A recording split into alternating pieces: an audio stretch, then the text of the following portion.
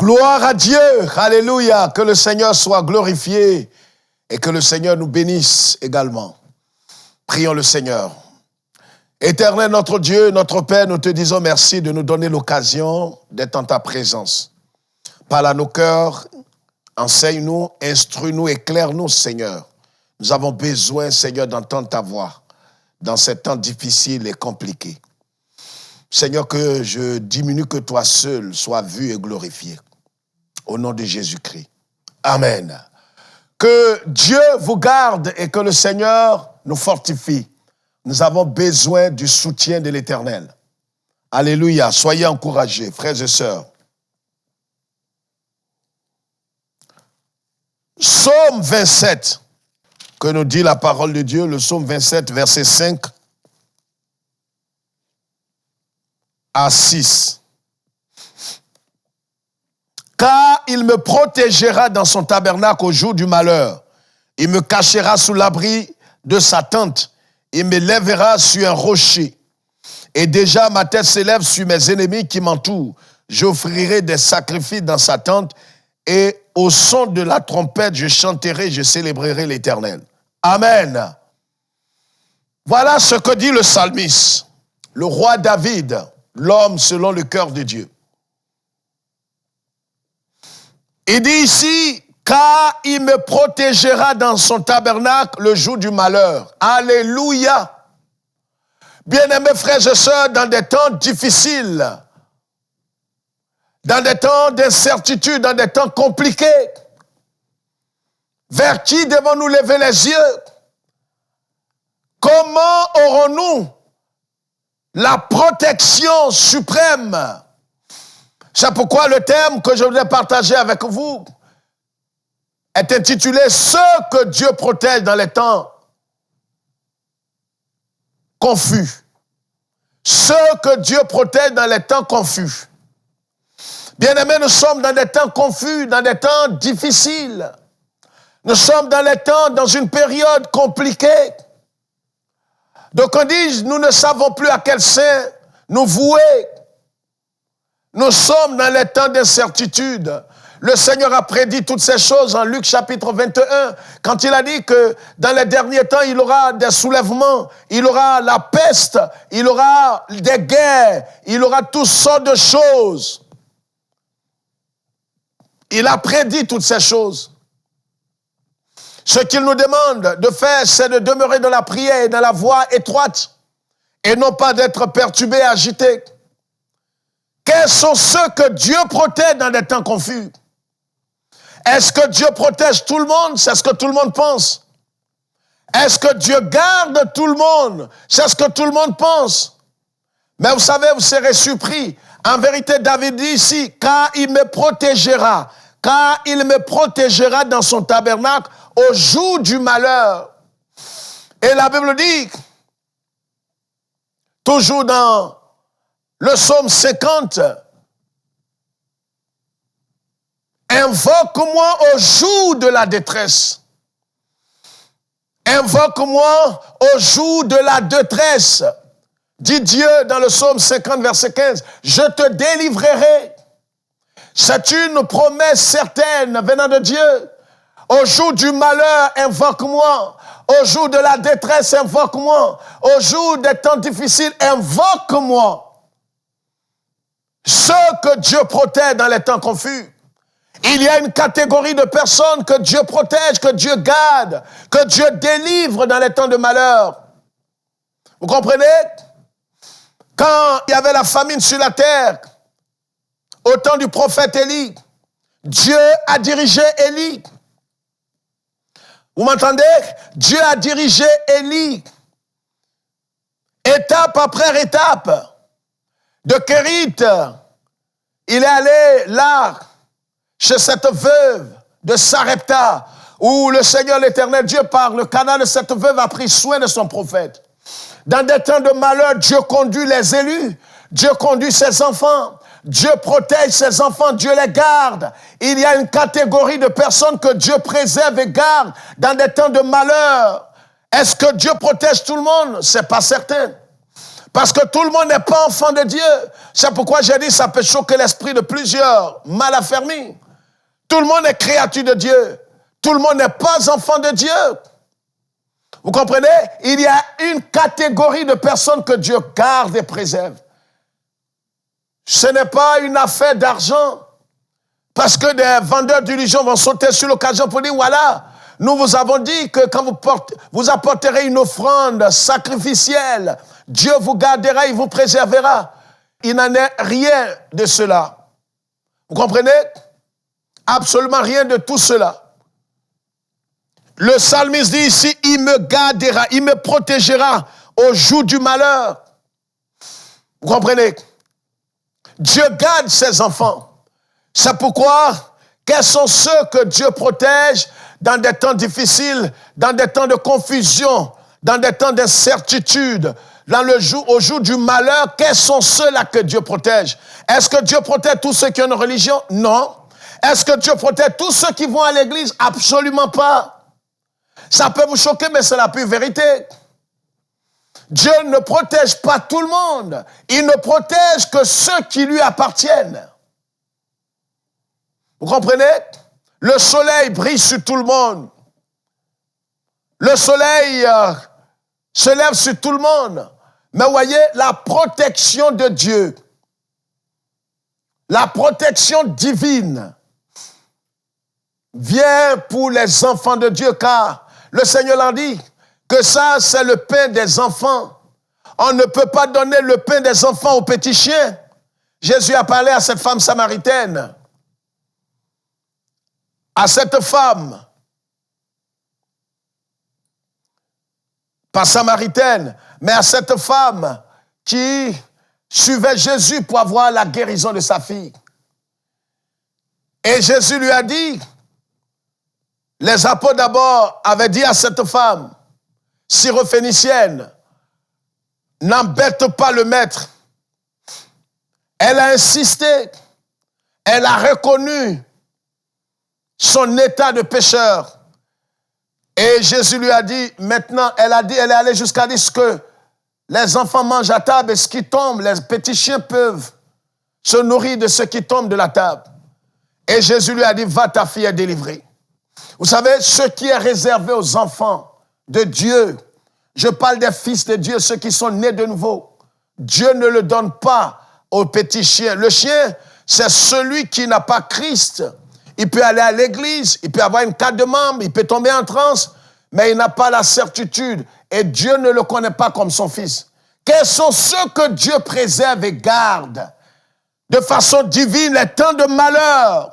Comme David l'a dit ici, il me délivrera. David était certain que Dieu le protégera, il le gardera le jour du malheur. Est-ce parce qu'il était roi, parce qu'il était le plus beau? Non, mais parce qu'il appartenait à l'Éternel Dieu. Tous ceux qui appartiennent à Jésus-Christ sont protégés par le Seigneur, parce qu'ils ont été rachetés à un grand prix, parce qu'ils ont de la valeur, parce qu'ils ont du prix aux yeux de celui qui les a rachetés. Vous m'entendez?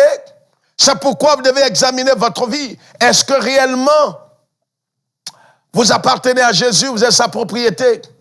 Et si vous êtes sa propriété, alors vous êtes au nombre de ceux que Dieu protège dans les temps confus. Première condition pour être au nombre de ceux que Dieu protège, la nouvelle naissance. La nouvelle naissance. Pas l'appartenance à une église. Pas l'appartenance à une religion. Pas être sous la protection d'un gourou évangélique ou protestant. Non, cela ne suffit pas. Il faut naître de nouveau, comme Jésus a dit à cet homme, à Nicodème. Ne t'étonne pas que je t'ai dit, il faut que tu naisses de nouveau. Si nous ne sommes pas nés de nouveau, si vous n'êtes pas nés de nouveau et vous n'avez pas le témoignage du Saint-Esprit, vous n'êtes pas au nombre de ceux que Dieu protège dans les temps de malheur. Vous comprenez ce que je dis? Vous devez naître de nouveau. Vous devez être certain de votre nouvelle naissance. Vous devez avoir l'assurance de votre salut. La Bible dit en Jean chapitre 1, Jean chapitre 1, le verset 12, à tous ceux qui l'ont reçu, à ceux qui croient en son nom, Elle leur a donné le pouvoir de devenir enfants de Dieu. Vous comprenez? C'est tous ceux qui sont enfants de Dieu, c'est la première condition. Si nous voulons être gardés, nous voulons être préservés, nous voulons être protégés, délivrés dans les temps de malheur, nous devons être enfants de Dieu. Nous devons naître de nouveau. C'est quelque chose d'indispensable. C'est la chose la plus importante. C'est une grande promesse. Vous comprenez? D'appartenir à Jésus et de bénéficier des promesses de Dieu. Le Seigneur l'a dit, je suis avec vous jusqu'à la fin du monde, c'est une promesse. Et il fait cette promesse pas à l'humanité, mais il fait cette promesse à tous ceux qui l'ont reçu comme sauveur et Seigneur de leur vie.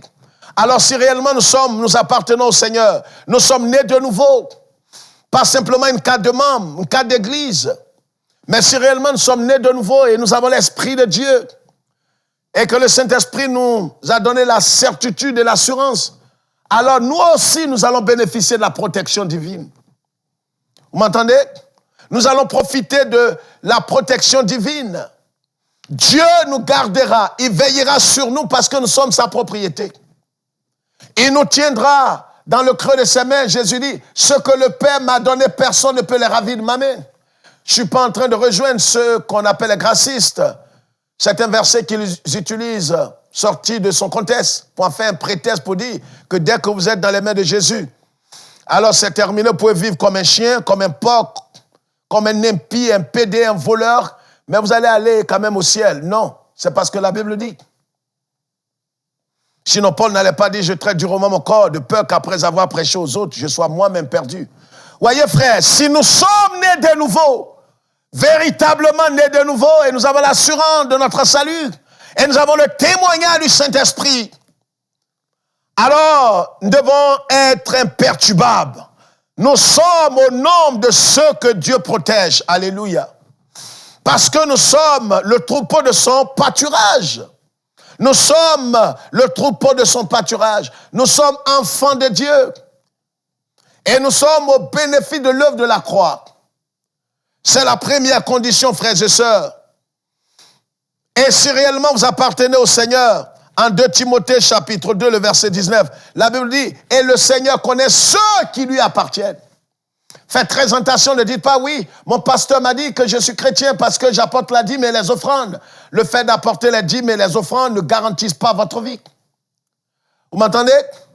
Le fait que vous ayez prospéré financièrement ne garantit pas votre vie. Le fait aussi d'être pauvre ne garantit pas votre vie. D'accord? Le fait qu'un pasteur vous ait remis une carte, vous ait donné une bouteille d'huile, on ne sait sa provenance. Quelle que soit sa provenance, cela ne garantit pas votre identité et votre salut. Vous devez être certain par la voix du Saint-Esprit que vous êtes enfant de Dieu. C'est tous ceux qui sont nés de Dieu, qui sont enfants de Dieu, préservés, gardés, délivrés par le Seigneur. Ceux que Dieu délivre dans les temps confus, dans les temps difficiles, dans les temps de malheur, ce sont des enfants de Dieu, nés de nouveau. La deuxième chose, la deuxième condition, la crainte de Dieu. Proverbe chapitre 10. Proverbe chapitre 10 nous dit quelque chose de très important. Proverbe chapitre 10. Le verset 27 nous dit ceci. La crainte de l'Éternel augmente les jours, mais les années des méchants sont abrégées. Alléluia. La crainte de l'Éternel augmente les jours. La crainte de l'Éternel augmente les jours. Est-ce que cela veut dire que les chrétiens ne meurent pas? Non, les chrétiens meurent aussi. Mais voyez, la crainte de l'Éternel augmente les jours. La longévité est aussi dans la crainte de l'Éternel. Quand nous craignons Dieu, Dieu est celui qui nous fait grâce. Vous comprenez? Quand nous craignons Dieu, il a le pouvoir d'augmenter nos jours. En d'autres termes, de nous donner la santé, de nous garder, de nous préserver. Il y a des hommes que Dieu garde. Il y a des hommes que Dieu protège et délivre dans les temps de malheur. Nous avons dit premièrement ceux qui sont nés de nouveau. Deuxièmement, ceux qui craignent Dieu. Ceux qui craignent Dieu. Et c'est pourquoi Dans le psaume 34, verset 7, le Seigneur dit, « Quand un malheureux crie, l'Éternel entend, et il le sauve de toutes ses détresses. » Le verset 8, « L'ange de l'Éternel campe autour de ceux qui le craignent et les arrache au danger. » Voilà ce qui est clair. L'ange de l'Éternel campe autour de ceux qui le craignent, ceux qui craignent Dieu. Il ne campe pas autour des présidents, il ne campe pas autour des pasteurs, il ne campe pas autour de tout le monde. Il campe autour de ceux qui le craignent. Est-ce que nous craignons Dieu? Au-delà de notre appartenance religieuse, est-ce que nous craignons véritablement Dieu? Qu'est-ce que la crainte de Dieu? C'est la haine du mal. C'est ne pas demeurer dans le péché, ne pas pratiquer le péché. D'ailleurs, la Bible dit que ceux qui sont nés de Dieu ne pratiquent pas le péché. Ceux qui craignent Dieu, c'est ceux qui ont reçu Jésus et qui demeurent dans sa voie, dans la sainteté. Est-ce que nous craignons le Seigneur dans ces temps d'incertitude? Nous devons craindre Dieu, craindre Dieu. Où demeures-tu actuellement? N'es-tu pas en train de nager dans le péché? Sur Internet, dans l'immoralité, la pornographie, les choses occultes, l'idolâtrie. La Bible dit que l'ange de l'Éternel campe autour de ceux qui craignent Dieu et les arrache au danger. Est-ce que nous craignons le Seigneur? Nous voulons que Dieu nous arrache au danger. Nous voulons que Dieu nous protège. Nous voulons que Dieu nous délivre du malheur. Mais est-ce que nous le craignons? Est-ce que véritablement je crains Dieu? C'est bon d'apporter une offrande et une dîme, mais le fait d'apporter une dîme et une offrande ne garantit pas et ne garantit pas votre vie. On a vu des gens dans des assemblées qui apportent leur dîme et leur offrande et demeurent dans le péché volontairement. Ils demeurent même dans le péché. Ça ne doit pas être votre cas. Des gens pensent que le fait d'apporter de l'argent ou un bien matériel et puis demeurer dans le péché, alors cela va les sécuriser. Vous vous trompez, c'est des illusions. Et ceux qui vous disent ces choses ne vous aiment pas. Normalement, si quelqu'un t'aime, il doit te dire la vérité dans l'amour du Seigneur. Il te dit que tant que tu demeureras dans le péché, tu comprends?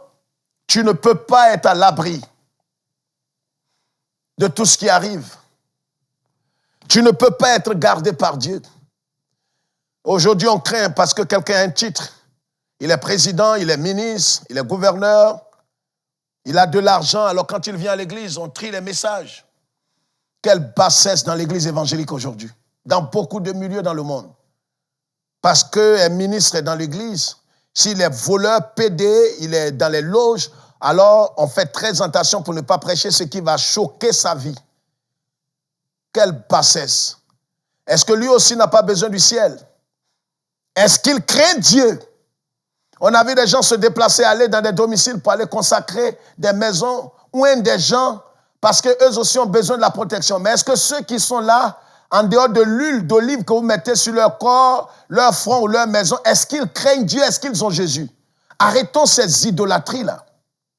Il ne craint pas Dieu, ce n'est pas l'huile qui va le protéger. Vous m'entendez? L'huile ne protège personne. L'huile ne va pas le protéger. Si son cœur est éloigné de Dieu, si le cœur n'est pas circoncis, il n'est pas né de nouveau, ce n'est pas l'huile sur sa maison qui va le protéger. Arrêtons de distraire les gens et d'escroquer les gens. La crainte de l'Éternel sécurise. Et c'est pourquoi la Bible dit que quand le malheureux crie, alors si réellement cet homme est de Christ à Dieu, s'est repenti, appartient à Jésus-Christ, alors le malheur qui arrive dans sa vie, l'ange de l'Éternel est là pour l'arracher au danger. Alléluia. La troisième chose importante, c'est la sanctification. Hébreux chapitre 12, verset 14. La Bible dit, « Oh, sans la sanctification, nul ne verra le Seigneur. » Voir le Seigneur ici est aussi synonyme de bénéficier de sa protection, jouir de sa protection, être au bénéfice de l'œuvre de la croix.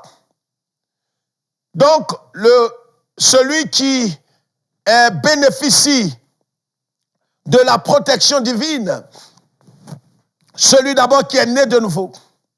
La deuxième chose, celui qui craint l'Éternel. Craindre Dieu ici n'est pas synonyme de peur. La peur n'est pas la crainte. On peut avoir peur de ceci ou cela et ne pas craindre Dieu. La crainte de Dieu ici, c'est la haine du mal. C'est aimer Dieu au-delà de toute chose. C'est pourquoi le Seigneur a dit, si vous m'aimez, gardez mes commandements. Si véritablement nous aimons le Seigneur, nous allons garder sa parole. Et la pratique de sa parole n'est pas un fardeau pesant. Vous comprenez? Nous devons craindre le Seigneur. La troisième chose, la troisième condition, c'est la sanctification, sans laquelle nul ne verra le Seigneur.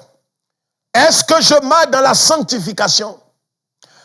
Est-ce que je suis prêt à marcher dans la sanctification pratique? Parce qu'il y a la sanctification positionnelle, mais la sanctification pratique, sans laquelle je ne verrai pas le Seigneur. Si réellement je suis né de Dieu et que je vis de la vie de Christ, vous m'avez entendu, si je vis de la vie de Christ comme le sarment ne peut porter de par son propre chef des fruits, le sarment ne peut pas se nourrir de par sa propre vie, mais se nourrit de la vie du cep. Alors, véritablement, si je marche dans la sanctification, si je marche dans la sainteté, alors je serai au bénéfice de la protection divine. Or, sans la sanctification, nul ne verra le Seigneur. Oh, j'ai entendu des pasteurs dire, oui, tu sais, tu vas perdre simplement ta récompense. Bon, voir le Seigneur ici, ça veut pas dire que tu seras perdu, même si tu es adultère, tu es un pédé, tu es un voleur. Ouais, tu vois, tu es une lesbienne. Non, ça ne veut pas dire que tu vas perdre ton salut. Ils ne vous aiment pas, ces vendeurs d'illusions. Dieu les jugera. Des traîtres, des fils du diable. Ils n'osent pas vous dire la vérité. Parce que, voyez, c'est de l'argent qui est en jeu. Ils regardent leur poche et leur ventre. Ils sont nés pour se perdre, la plupart d'entre eux. Et ce sont ceux-là qui nous menacent. Vous voyez? On regarde le visage et le front pour donner le message. Ils ne veulent pas choquer, d'après eux. Alors, si vous disent que vous êtes dans le péché, dans des orgies, et que vous ne vivez pas dans la sainteté, vous ne verrez pas Dieu. Vous allez, dans certaines églises, c'est ça. Dès que vous prêchez le plein évangile et qu'ils sont fâchés, alors le pasteur n'est plus payé. Le pasteur n'est plus soutenu. Le pasteur est prêt à être sanctionné et on est prêt à lui donner un avertissement. C'est des églises qui sont des organisations et des suppôts, des synagogues de Satan. La sanctification sans laquelle nul ne verra le Seigneur. Craignons Dieu, marchons dans la sanctification. La quatrième chose importante, 2 Chroniques chapitre 16, le verset 9, nous dit ceci. Car l'Éternel étend ses regards sur toute la terre pour soutenir ceux dont le cœur est tout entier à lui. Le Seigneur promène ses regards pour soutenir ceux dont le cœur est tout entier à lui. Si réellement notre cœur est tout entier à l'Éternel, Dieu nous soutiendra, Dieu nous protégera, Dieu nous délivrera, Dieu nous gardera, il nous guérira également. Est-ce que mon cœur est tout entier au Seigneur? Dans la situation que tu vis, dans la situation dans laquelle tu te trouves, le problème qui est aujourd'hui devant toi comme une montagne, est-ce que ton cœur est tout entier à l'Éternel? Voici les 4 conditions. Naître de nouveau, craindre Dieu, vivre dans la sanctification et avoir le cœur tout entier à l'Éternel. Aujourd'hui, plusieurs sont partagés entre la société secrète et l'Église, entre les sociétés secrètes et Jésus, entre la fornication, les orgies et Jésus-Christ. Et il vous dit non, c'est rien, qui n'est pas pécheur. Ils se consolent eux-mêmes. Ils savent que leur cœur n'est plus dans la voie du Seigneur. Frères et sœurs, il y a une catégorie de personnes que Dieu protège. Quels sont ceux-là? Ceux qui sont nés de nouveau, ceux qui craignent Dieu, ceux qui vivent dans la sanctification et ceux dont le cœur est tout entier à l'Éternel Dieu. Si vous n'êtes pas dans ces conditions, il faut revenir à Jésus.